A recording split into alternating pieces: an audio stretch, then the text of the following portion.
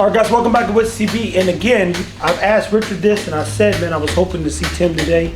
Now and then, building a team. So, none of us have to be on camera. But if we are, blessed. Tim, what are some things that you like makes whiskey fun for you?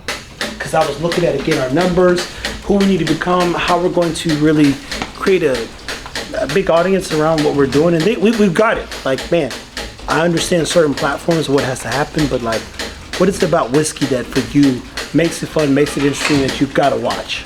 There's no one thing. Like there's no hey, this is what 8-year bourbon tastes like. I mean, it insert 100,000 different options there, you know. So every barrel's different. Even though I hate how much the barrels are changing and every day it could be good or bad, and even though I hate that, that's also kind of what I love about it and what makes it unique. I love that people come in here every day saying like, hey, you got me on rye whiskey, because I didn't like rye whiskey before, but now I'm on a rye kick because of what you guys did. And so what is the thing that lacks, I guess, our people struggle to keep it open mind when it comes to rye whiskey? I think they've had other ryes that weren't good, so then they put that in the bucket of this is what rye tastes like. And when we're able to put a really well-balanced, sweeter rye like the Southern Fried Apples that's over there right now, like, I mean, several people over there were like, man, I got to buy a second bottle of this because it's just so good. That's the question I asked Richard too, because at times you get these ryes that read like bourbons, and bourbons to a degree that can read like ryes. Mm-hmm. And in your case, because of the name, it reads flavor, quality, integrity, value.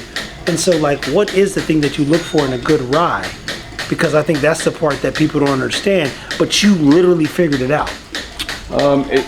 It's got to be balanced. I mean, there's some stuff like the barrel I was telling you about up there. It's like, okay, well, it's a rye drinker's rye, and it's kind of bold, but man, it's super well balanced. So like, it wouldn't be my entry level rye. Like the Southern Fried Apples would be my entry level rye, to where people that don't like rye or only think they like bourbon, that one will likely change their mind. But then it's a quick progression. It's a quick progression of like getting on the rye train and then graduating to that. And then we even tried one. We got a 139 proof rye. We tried that earlier, and that it doesn't drink 139 proof at all. I could say that it was something that was missing, but the flavor side of it. You told me it was 139. I'm like, but that's not 139. That part I would agree with 100%. Yeah, and I also agree that it's not ready. No. But I told Richard, hey, this has got a lot of potential. A lot of potential. Actually, I think it'd be a good boo rye. So blending a bourbon and a rye in that barrel. And was that, Richard, was that the one that's in the Grease Lightning barrel? The 130, yeah, we tried earlier today. Yeah, so it's in the Grease Lightning Buff Turkey barrel. What a great barrel. It's got a cranberry note. Can I ask you guys both, and I asked Richard this already, so we did a video on long form, guys, here at the Art of Whiskey, aka the Whiskey Blendery, Whiskey TV. It's so many things happening, but it's like, man, here's me coming up with the Keep It Whiskey thing. I feel like people are missing maybe what Buffalo Trace or Heaven Hill's doing day in and day out. And you're right now giving these people for sure. the back and front like seat of like sitting at the front of whiskey. So you say, hey, what goes on in a whiskey place? Even if we were distilling, it would take 4, 10, 15, 16 years, depending on how he wanted to drop certain LEs in various blends, but you would still see the same thing. So now that you get to source it, you just get to tell them, hey. And even if we were blending, like I would probably fall victim to the same thing that some of the bigger players do, that they just have so much, like they can't try everything. They can't try every lot. No. And it's impossible to do that. So I don't like, we're working on some really cool stuff that after it happens, you'll have a ton of content on that. But yeah, we're trying to grow naturally while keeping the emphasis on quality, which is, that's kind of hard to do for businesses to grow and have such a larger footprint than what you had before, but still maintain the quality level that people know us It's for. hard to do when you don't care about it. And in your case, I think what makes I the Blendery care unique, deeply about it. Job said this best, sales and marketing people can run your business. But when you lose sight of the product, you lose sight of the vision of the business, hence Apple dying for 10 years. The Blendery's case, I feel like you're so focused on the integrity of the whiskey in every bottle Yeah. that it has to speak to you in some way. Otherwise, we can't do videos. And the same thing here, Yeah, guys. I'm very critical. I mean, Richard, am I critical? Yeah, I think everyone here it puts whiskey absolutely first, and it's the most important I've thing. even like agitating you more lately, Richard, because Richard's like, man, he said earlier, when you're doing that thing again, like you just don't like anything today. I'm like, Well, today is a good example of that because Richard made a blend that yesterday we both loved, and it had white chocolate, raspberry, whipped cream, like it had a ton of cool stuff going on, like last night right before we left, and then he made the blend, and I think it was like 120 bottles, and then he's still happy with it. He bottles it. And then we try it again, and it's like, man, it lost a little bit of its integrity, and so now he's working on, like, we're dumping all of those bottles back into a barrel to keep working on it, and that's not a lot of people do that because it is a pain in the ass, but we care so much about the quality of the whiskey that if we know that it could be better, it eats us up that we're bottling something inferior to what it was yesterday, and we almost can't do it. because 10 years ago, Tim Callahan asked me to speak to Shawnee Mission West about integrity. When I asked those kids, literally over 10 years ago, because I've been in Dallas for 10 years, to define, I say, there's a guy named Armani, Jake Yankovic, and some others in that class. I still have photos. Adrian. I said, who knows how to define integrity? Nobody knew the answer to that. So what I love about what the Blendery does is they put integrity in a bottle. And so when he said it's annoying, the more annoying part would be putting mediocrity out. Yeah. I mean, I wouldn't put that in annoying. Like, I wouldn't call it annoying. I would call it something else. But it's like we don't have quotas to hit. There you go. We don't, like, even though we're working on expanding, and hey, every dollar we need to do that. Period. But the brand we've built is more important than putting out something that, and honestly, maybe all 120 people that buy that bottle think it's the best thing ever. But it's just something that, as the longer we go, the higher our standards are, and the better our skill set is too on being able to take something and push it over the edge to get that wow factor. Mm-hmm.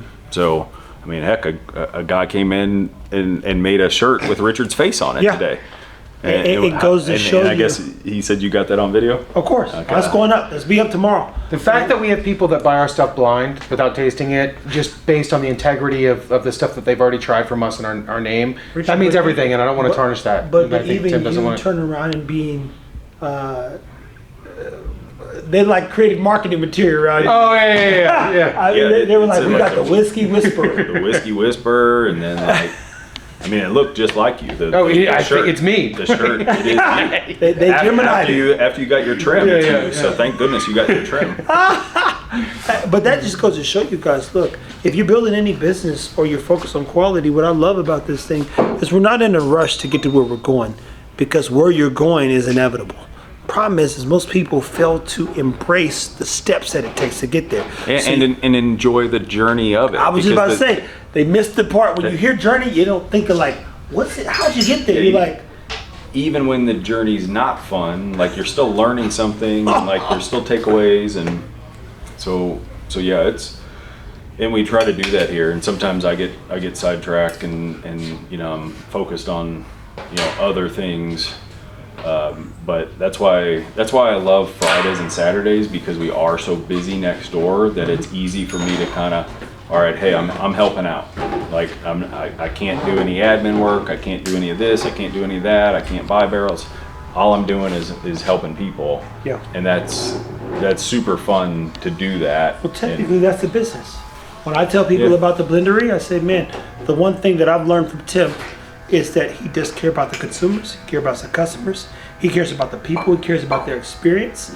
And these are not things that I'm familiar with, but I know for a fact you enjoy customer service at a very high level. And those people that walk through those doors, all of us, myself, Richard, and others, we have to be an extension of your care and concern for people, right? Yeah, I laugh because I was just chatting with Eric that's helping us with the new place, and you know, he's talking about, okay, well, hey, you know, what do we want to do? We want to do like roasted you know, nuts or something as a snack. I said, well, we definitely need a snack, and everybody loves the pretzels we do, but the presentation's not great on what we have now because we're given these pretzel crisp and most of them are smashed by the time we give them in a bowl. Like, we can't be handing out people like these crumbled up pretzels. And you're good and salty, and I do love the pretzels, but I said the only way I would do that is if we like cherry picked like the whole pretzels and then had this like antique hook or something and set all the pretzels on there so you could grab them. But if the bag's 70% crumbled, the numbers don't work. so we'll find a little snack that's an elevated experience, that looks good and fits the new place. I like the pretzels, but I wish they weren't all cracked up. So. But it's all those little things that make and make the bigger picture, guys. So if you're here at Whiskey TV, the Art of Whiskey, the Whiskey Blendery, again, I told Jamarcus this last night on a podcast. It's funny how people who are entrepreneurs, you start with an idea, and that idea turns into something greater than you could ever thought it. I walked into Shawnee Mission West literally almost 15 years ago, and there were 5 kids who changed my life, and that wasn't the goal. Walked into the Blendery, I'm gonna do these things and create this whiskey brand. You're like, It don't work like that, bro. it don't work. I started with His the dogs. famous line. And if it were just about the American bully, we wouldn't be here today. So your business is going to change, but the values have to stay the same. And what you value is what I connected to early on, because I knew you valued human experiences, people, customer service, making sure people had a good time. Definitely great whiskey, because that's the business per se. And then people enjoying themselves. They leave here better than they came. That's a fact. In about 3 weeks, I'm going to show you a model of your new podcast studio. Guys, It's pretty cool. I'm just telling you, when someone says, hey man, what are you doing with that Blendery? I said, bro, I have nothing else to do, so I'll be there. I said, what are you asking? And that's part of, like, even what you see the journey as I continue to articulate is like, hey, what are you doing there? Hey, y'all know what I'm doing with the dogs, the Blendery, the coffee. Y'all really know nothing. Nobody ever knows what a business is doing, right? And we try our best, and myself included, to articulate that and share it and show that. So we will be on a crazy barrel pick in March, with the Blendery. We will be here learning more about whiskey over the course of our whiskey journey. We will be expanding and getting bigger and bringing more people into the world of whiskey.